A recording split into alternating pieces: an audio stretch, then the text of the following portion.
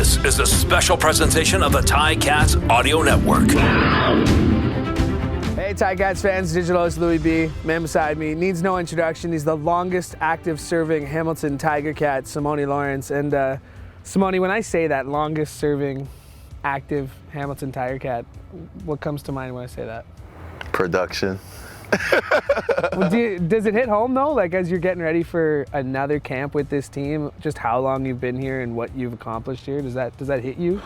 Sometimes, but it's hard to really feel it when you're still in it and you still have so much more you want to accomplish as an individual, as a teammate, and just as a player. So like when you say it, it's like, dang, I've been here for a while, but it's like, man, I have so much more I want to do. And even like when we talk about how long you've been doing it, how long you've been playing the game at the level you're playing it, does that ever creep into your mind? Like, is age is just a number, especially for you when you look at your productivity the last like few seasons.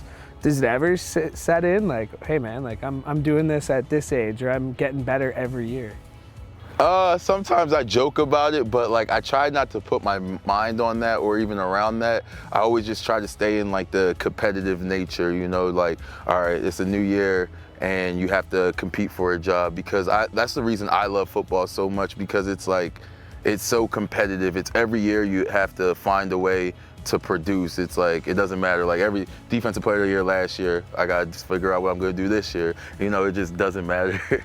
Well, like, what's the difference between Sim in 2014 and Sim in 2022? Like, what jumps out to you in terms of, like, if you could tell that guy something, what would you tell him?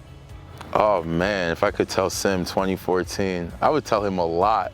And I don't want to say it on camera. Maybe I'll save it for down the road. But I think that I grew so much just from my coaches that I've had, like all of my coaches that I've had, and my teammates that's been around me, and just being able to trust my teammates and trust my coaches, and just being very coachable and realizing that I don't have to do too much to do a lot, you know, and that comes easy. So when people talk about you, and I've had people on the show that I've talked to about this, where I've said like, well, Sim, he's matured.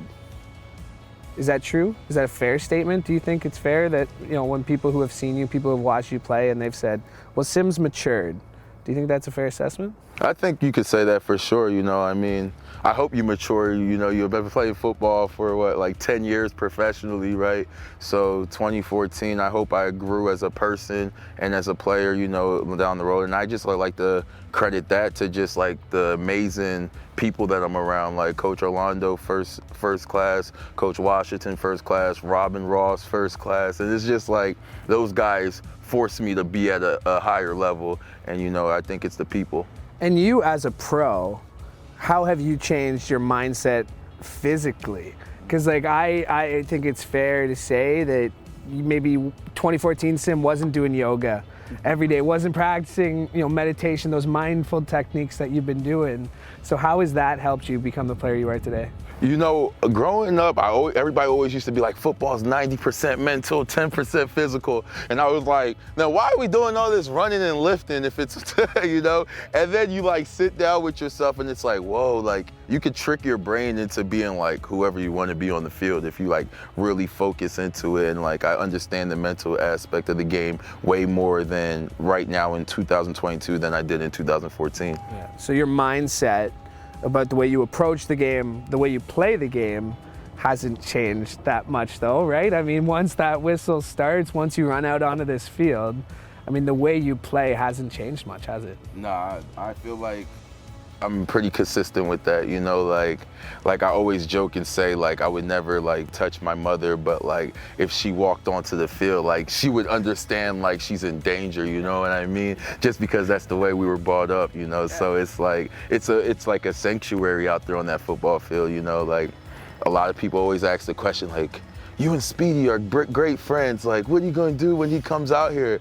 And I'm just like, man, I'm gonna try to kill him. Like, what you mean? Like, it's it's fun. Yeah, it's football. I mean, the fact that he's doing it in blue too, I mean, it's got to give you that little extra motivation. What do you mean? What do you think when you see JG and, you know, even Masoli's going to be rocking the black and red, Sirach and like it's going to be different. I mean, that's what we get in this league, but you guys were close for such a long period of time. What's it going to be like when you see him on the other side? It's super cool because I'm so happy for guys like JG Daguerre, Jeremiah Masoli, freaking Speedy going and continuing their career.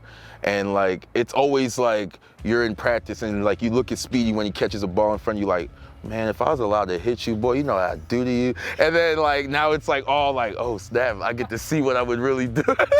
And then it's like Jeremiah, you know, he's mad competitive. And you know, I know like playing against him, he's gonna try me. He's gonna be like, oh, I know Sim think I can't get that dig behind him. I'm gonna throw it just to like, you know, and I'm like, I'm gonna pick it off. So it's like, it's fun. It's gonna be fun. It's gonna be a lot of fun. Let's go back to this team this season. Expectations, do you listen to them? Do you put them into your motivation? Because this team's gone to back-to-back Grey Cups, haven't gotten the trophy yet. What are you feeling going into this year? I feel confident. You know, every year I come in with the mind like we're gonna win it all. And like anything other than that is mad disappointing. And like the past couple years, we're right there, and for whatever reason, we didn't get over the hump, and you can't change your mindset. I mean, it's tough, like losing back-to-back Grey Cups, and but your mindset coming into the game, you have to believe that you're going to win it all. And I feel like this staff feels the same way. The players that come in here are gonna feel the same way, and I mean, we're all gonna be super confident, and I think that's just gonna come from preparation, because preparation breeds confidence. And lastly, what has it meant to you to see a guy like Dane, you know, move his family here, Braylon come here a couple weeks early? As somebody who's embraced the city a long time ago, what does it mean to you to see other guys finally see what you see when it comes to being in this city and being a player in this city, and what it means to that? It's a blessing, because I feel like we're rock stars here in Hamilton, and I think like everybody that follows me on my personal Snapchat understands that. Like, it's fun out here in Hamilton. Like, we get to do a lot of cool things, great things, and not only that, we get to help out so much in the community, and the kids need us out here in like these schools, and just to have a role model and somebody to look up to and see like success, or what it looks like, or like what it takes to get to another type of level in life. And you know, like I remember when I was a kid, you know, you just want to see that something's obtainable, you know what I mean? And I feel like having so many great players here in Hamilton, it does great jobs, and it does wonders for the kids just to see them driving around or coming to their school and seeing them. So yeah. All right, last one, I lied, because if I look directly across from me, I'm looking at the Wall of Honor. I see a 42 Rob Hitchcock. I'm pretty sure you happen to pass him in some record. Is there a spot for a 2-1 Simoni Lawrence up there? And would that be a goal of yours when this is all said and done? I'm not gonna sit here and lie. Like, every time I come onto the field, I look at all the greats like Joe Mofford, Angelo Moscow, you know, like Coach Orlando. I look at my coach every day like, dang, Coach, you're really him right now. You're the president of the team, you're on the wall, you're a Hall of Fame.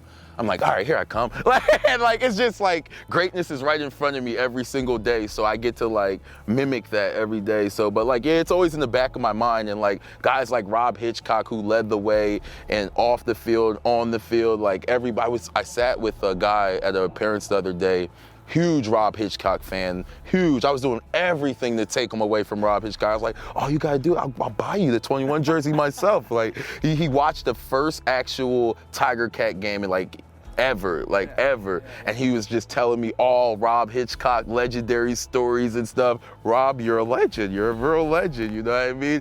And then his son came over to him. He's like, hey, you know Simoni passed your favorite player? And he was like, oh, why'd you tell me that? And he got, but it was unique. Rob Hitchcock is definitely a legend, and that's a great person. Sam, I've watched you play almost every down here, so I know your name's gonna be up there. So best of luck this season. Thanks for doing this. Appreciate you. No problem.